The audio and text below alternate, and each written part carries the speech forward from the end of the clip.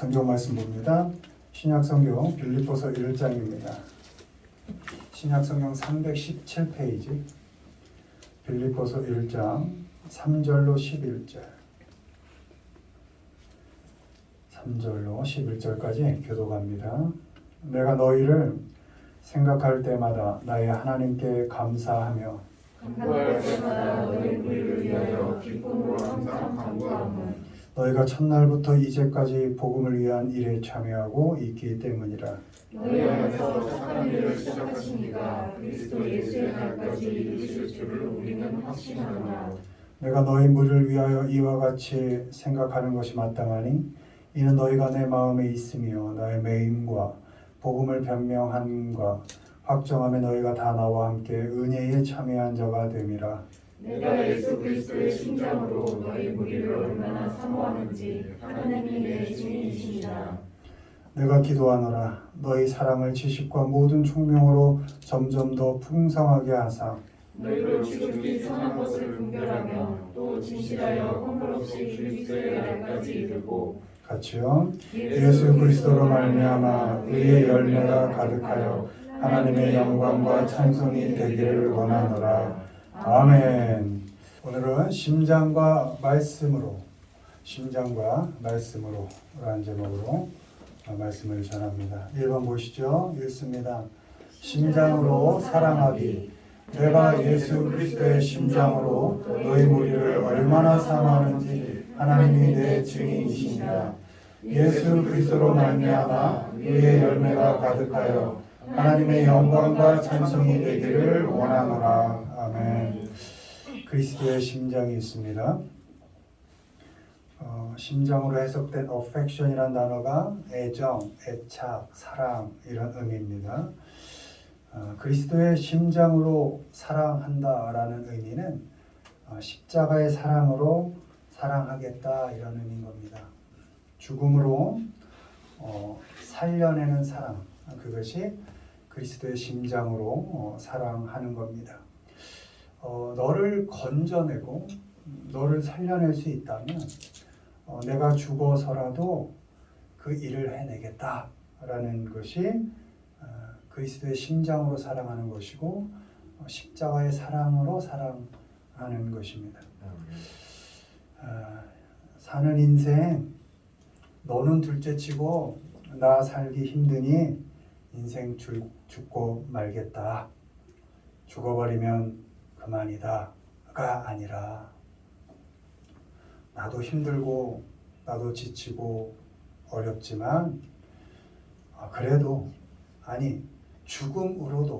죽음조차도 일하게 해서 결국은 나는 너를 살려내고야 말겠다 라는 사랑이 예수 그리스도의 사랑이고 그리스도의 심장으로 하는 사랑이고 십자가의 사랑인 것입니다.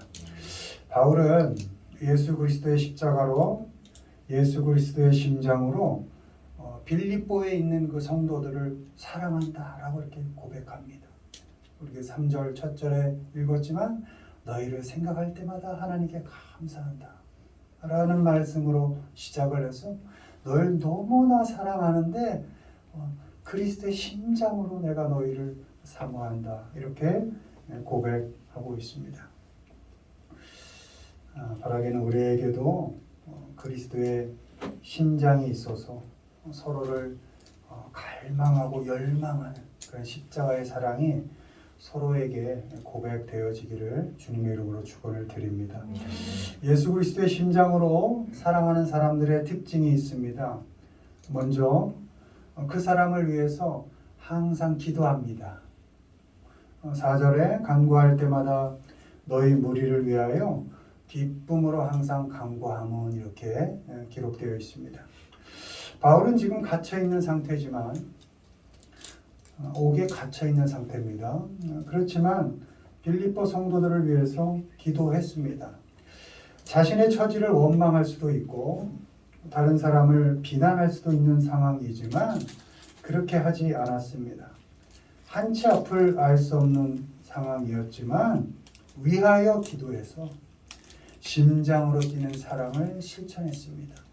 옥에 있으니까 너희를 생각하면 너무나 사랑을 전하고 싶은데 지금 내가 할 수 있는 일이 이 옥에선 하나님께 기도하는 일이다. 너희를 위하여 내 사랑을 표현하는 일은 하나님께 기도하는 일이다 라고 기도했다는 것입니다. 그리스도의 심장으로 사랑하는 사람은 내가 처해 있는 형편, 조건, 그 상황 관계없이 그 사람을 위해서 항상 기도합니다. 어떻게 해요? 기쁘게 기도합니다. 그를 생각하면서 나는 옥에 있지만 지금 난 힘들지만 한치 앞을 모르지만 그를 위하여 감사하면서 기쁘게 기도합니다. 지금 누구를 사랑하고 있거나 혹은 누구를 사랑해야 한다면 그를 위해서 기도를 먼저 시작하기를 바랍니다. 자녀 사랑하십니까? 자녀를 위하여 기도하십시오. 내 몸 아프고 병들어 있을 땐 자녀도 귀찮아진다고 합니다. 그럼에도 불구하고 내 몸이 아프고 지치고 다 귀찮아서 아무것도 하기 싫을 그때조차도 그리스도의 심장을 생각하면서 그래 내가 할 수 있는 일 하나 내 자녀를 위해 기도할 수 있구나. 여러분 자녀를 정말 사랑하십니까? 어떤 형편에 있든지 아니 그 자녀를 위하여 내가 무엇을 해줄 수 없는 그 지경에 갈지라도 하나 할 수 있는 것 그를 위하여 하나님께 기도할 수 있다는 것 기억하시고 그것이 가장 귀한 사랑의 표현인 것을 기억하시고 그 자녀를 위하여 늘 기도하는 우리 엄마 아빠가 되시기를 바랍니다. 다음으로 예수 그리스도의 심장을 기준으로 사랑하는 사람은 기다릴 줄 압니다. 6절 너희 안에 착한 일을 시작하시니가 그리스도 예수의 날까지 이루실 줄을 우리는 확신하노라. 아멘. 그 사람 속에서 일어나는 모든 일을 통해서 그리스도께서 결국은 그를 자라게 하시고 다듬어 가신다는 것을 믿고 기다리는 겁니다. 그의 삶의 방향이 내가 기대하는 것과 좀 다르고 그의 삶의 내용이 우리가 소원하는 것과 다르더라도 그의 삶 속에서 지금 일하고 계시는 분은 하나님이니까 나는 지금 옥에 있어서 너를 위해 아무것도 해줄 수 없는 형편이지만 그래도 너의 삶 속에서 일하시는 분은 하나님이신 걸 믿기에 나는 너를 기다리겠다.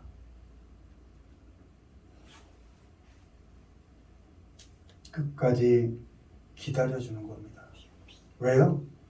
그의 삶 속에서 착한 일을 시작하신 이가 하나님이신 걸 믿기 때문에 결국 선한 열매를 맺게 하신다라는 걸 믿기 때문에 기다리는 것입니다. 11절 예수 그리스도로 말미암아 의의 열매가 가득하여 하나님의 영광과 찬송이 되기를 원하노라.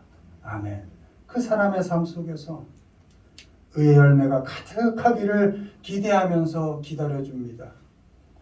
여러분 자녀가 가장 잘 되게 하는 방법 하나님이 일하시게 하는 겁니다.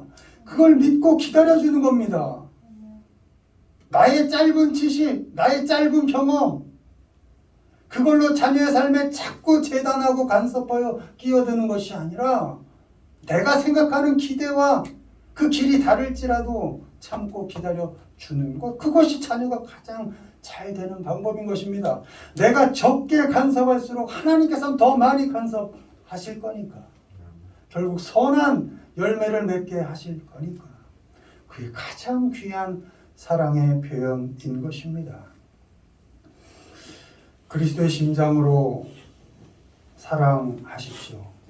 십자가의 사랑으로 사랑해 주십시오. 여러분 고린도전서 13장에 뭐 사랑은 이렇고 저렇고 많이 나오는데 사랑이 아닌 게 있습니다. 천사의 말을 아무리 많이 해도 그거 사랑 아니다. 네 몸을 불처럼 다 내주어도 그거 사랑 아니다. 산을 옮길 만한 믿음 그것도 사랑 아니다. 뭐가 사랑이다? 참는 게 사랑이다. 기다려주는 것, 져주는 것, 죽어주는 것 그것이 사랑이다. 이렇게 말하고 있습니다. 그리스도의 심장으로 사랑하기로 했으면 기도하십시오. 그리고 나보다 그를 더 잘 아시는 하나님께 그를 위해서 기도하십시오. 우리 한치 앞도 모르지 않습니까? 어디 인생 기대된 대로 됩니까? 하나님은 더 잘 아십니다. 그분께 기도하십시오. 특별히 자녀들 위해서 하나님께 기도하십시오. 그리고 기다리십시오. 그를 위해서 일하시는 하나님을 좀 기다리십시오. 그리고 하나님의 일하심을 통해서 결국은 자라고 성장해갈 그 사람을 좀 기다려 주십시오. 그렇게 그리스도의 심장으로 기도하고 기다려줘서 의의 열매를 맺어가게, 또 하나님의 영광과 찬송이 되어가게 해주는 우리 모두가 되기를 주님의 이름으로 축원드립니다. 두 번째 보시죠. 읽습니다. 말씀으로 풍성하기, 그리스도의 말씀이 너희 속에 풍성히 거하여 모든 지혜로 피차 가르치며 권면하고 시와 찬송과 신령한 노래를 부르며 감사하는 마음으로 하나님을 찬양하고, 또 무엇을 하든지 말에나 일에나 다 주 예수의 이름으로 하고 그를 힘입어 하나님 아버지께 감사하라. 아멘. 그리스도의 말씀이 있습니다. 그리스도의 말씀이 우리 속에 살도록 거주하도록 해야 한다. 드웰 이렇게 되어 있는데요. 말씀이 내 속에서 생활하게 하라, 거주하게 하라, 이런 의미입니다. 명령문으로 되어 있습니다. 그리스도의 말씀이 우리 삶 속에 자리 잡도록 애써라. 그렇게 너 자신을 훈련시켜라. 이렇게 명령하고 있습니다. 리치리, 어떻게? 그리스도의 말씀이 좀 풍성하게 네 삶에 자리 잡게 하라. 좀 풍부하게, 당연하게, 또 다른 의미로 강렬하게 너의 삶 속에 그리스도의 말씀이 좀 자리 잡게 애쓰고 훈련해라. 이렇게 말씀하고 있습니다. 그리스도의 말씀이 우리의 삶 속에 당연하게, 강렬하게 자리 잡도록 노력해야 합니다. 말씀을 읽고 또 쓰고 또 듣고 또 말씀을 말해서 우리의 삶 속에 그리스도의 말씀이 풍성하게, 강렬하게 자리 잡게 되기를 바랍니다.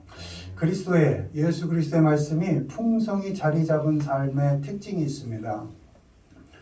그런 사람은 먼저 지혜롭게 가르치고 권면한다, 이렇게 기록되어 있습니다. 16절, 모든 지혜로 피차 가르치며 권면하고. 그리스도의 말씀이 풍성히 자리 잡은 사람은 현명하게 가르친다는 겁니다. 지혜롭게 훈계하고 지혜롭게 충고한다는 것입니다. 잠언, 여호와를 경외하는 것이 지식의 근본이다, 이렇게 기록되어 있습니다. 하나님을 경외하고 하나님의 말씀이 풍성한 사람이 지혜로운 사람인 것입니다. 그리스도의 말씀이 삶 속에 풍성히 거해서 지혜로운 사람은 거칠지 않다는 겁니다. 폭력적이지 않다는 겁니다. 가르칠 때도 지혜롭게, 권면할 때도 지혜롭게 가르친다는 것입니다. 부드럽게 가르치고 유순한 말로 타이른다는 것입니다. 가르침을 받고 권면을 받는 사람의 부족함을 판단하지 않습니다. 정죄하지 않습니다. 그 사람을 탓하면서 자신의 권위를 내세우지 않습니다. 거칠게 다루지 않습니다. 자신을 드러내지 않습니다. 우리의 가르침과 권면의 방식이 아직 거칠고, 보통 우리 부모들의 가르침의 대상이 자녀가 되는 경우가 많죠. 그런데 그 가르침과 권면의 방식이 좀 거칠다, 좀 폭력적이다, 또 나가서 그를 위한 일이 못되고 내가 자꾸 드러나는 일이 된다면, 그땐 내가 아직 지혜롭지 않구나, 그리스도의 말씀이 내 안에 풍성히 자리 잡고 있지 않구나, 내가 그 훈련을 게을리했구나 하면서 그 가르침을, 그 권면을 잠시 멈출 필요가 있습니다. 그리고 먼저 자신을 돌아보면서 하나님의 말씀으로 내 삶을 풍성하고 강렬하게 채우는 일을 먼저 해야 하는 것입니다. 아멘. 그리스도의 말씀이 우리의 삶을 지배하도록 훈련하고 애써야 하는 것입니다. 그리고 그렇게 말씀이 준비되어 있을 때, 그리스도의 말씀으로 내 안이 풍성히 자리 잡아 있을 때, 그때 가르치고 권면할 자리에 다시 선다면 그때는 지혜롭게, 현명하게, 부드럽게 가르치고 분별해서 유순한 말로 타이르는 것입니다. 자녀들, 내 것 아닙니다. 내 것이라 착각하지 마십시오. 하나님이 잠깐 맡겨주신 거고, 자녀 키울 만한 능력도 우리에게 허락하신 겁니다. 자녀 없었다면 지금 여러분이 누리는 것 하나님이 안 주셨을 수도 있어요. 자녀 맡겼으니까 좀 너가 애써서 좀 잘 키워봐. 내가 좀 맡긴다. 맡겨주셔서 먹일 것, 뭐 좀 이렇게 입힐 것, 하나님이 그런 능력도 주신 겁니다. 감사하면서 자녀 잘 키우세요. 야, 내가 너 때문에 산다. 너 때문에 하나님께 복 받고 있다. 이런 마음으로 내 것이라고 내 마음대로 하지 마시고 유순하게, 부드럽게, 지혜롭게 그렇게 잘 갖고 가시기를 바랍니다. 다음으로 예수 그리스도의 말씀이 풍성히 자리 잡은 사람의 그 삶은 감사함이 넘칩니다. 17절, 또 무엇을 하든지 말에나 일에나 다 주 예수의 이름으로 하고 그를 힘입어 하나님 아버지께 감사하라. 아멘. 말에나 일에나 모든 일을 감사함으로 한다는 겁니다. 감사함을 할 수 있는 이유가 내 속에 풍성히 거하시는 말씀이신 예수 그리스도를 의지할 수 있기 때문입니다. 예수 그리스도를 힘입어 예수 그리스도를 의지할 수 있기 때문에 감사하다. 내 형편이 지금 만만해서가 아니고 내 조건이 풍성해서가 아니라 내가 어떤 자리 어떤 형편에 있더라도 내가 그리스도 예수를 의지할 수 있으니 난 감사할 수 있다. 예수님을 믿고 예수님을 의지해서 할 수 있기 때문에 감사함으로 할 수 있다는 것입니다. 아멘. Whatever you do, 네가 무엇을 하든지입니다. 작은 일이든 큰 일이든 쉬운 일이든 어려운 일이든 원하던 일이든 원치 않는 일이든 그 어떤 일이라도 그리스도의 말씀이 풍성히 거하는 사람은 예수님의 이름으로 할 수 있고 예수 그리스도를 의지해서 감사함으로 일할 수 있습니다. 우리 일상에서 일어나는 모든 일에 말씀이신 예수 그리스도를 의지해서 살아가기를 바랍니다. 그 일상 속에서 무엇을 하든지 하나님께 감사함으로 잘 감당해 내기를 바랍니다. 여러분, 감사가 혹시 없나요? 조건이 형편이 만만치 않아서 입에서 나오는 게 원망과 불평이 또 판단이 정죄가 늘었나요? 말씀을 점검하셔야 됩니다. 형편이 문제가 아닙니다. 조건이 문제가 아닙니다. 형편은 조건은 언제 내 기대대로 된 적이 있었나요? 늘 변합니다. 그러나 변하지 않는 분 하나님 한 분, 그리고 결코 1.1획도 없어지지 않는 그 하나님 말씀 한 절, 한 구절, 그 말씀이 내 삶에 잘 거하고 있는지 점검해야 하는 것입니다. 말씀이 내 안에 풍성할 때만 내가 어떤 자리, 어떤 삶의 어떤 관계 속에 놓이더라도 내 입에서 감사가 나오게 되는 것입니다. 말씀 뵙습니다. 예수 그리스도의 심장으로 사랑하는 사람은 사랑함으로 기도합니다. 그 사람 속에서 일하시는 하나님을 믿고 기대하면서 사랑으로 기다려줍니다. 여러분, 정말 사랑하는 사람이 있습니까? 그를 위해 기도하면서 끝까지 기다려주시기를 바랍니다. 예수 그리스도의 말씀이 풍성히 거하는 사람은 지혜롭게, 부드럽게 가르치며 권면합니다. 말씀은 결코 폭력적이지 않습니다. 말씀이신 예수 그리스도를 의지해서 모든 삶 속에서 감사함으로 일합니다. 이렇게 가슴 속에 그리스도의 심장이 뛰고 그리스도의 말씀이 풍성히 거해서 뜨겁게 사랑하시고 또 감사하면서 살아가시는 우리 모두가 되기를 주님의 이름으로 축원을 드립니다. 아멘.